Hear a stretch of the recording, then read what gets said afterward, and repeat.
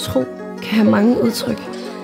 Troen på Gud, troen på kærlighed og venskab, troen på sig selv og troen på et formål og en mening med livet.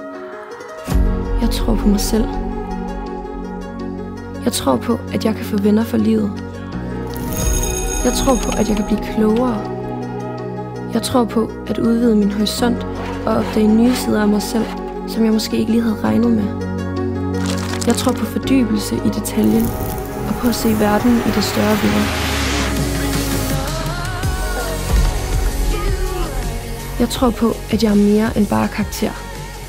Jeg tror på at lære nye ting. Jeg tror på, at jeg kan udvikle mig som menneske, som elev, som troende og som ven. Jeg tror på, at jeg kan blive præget for livet.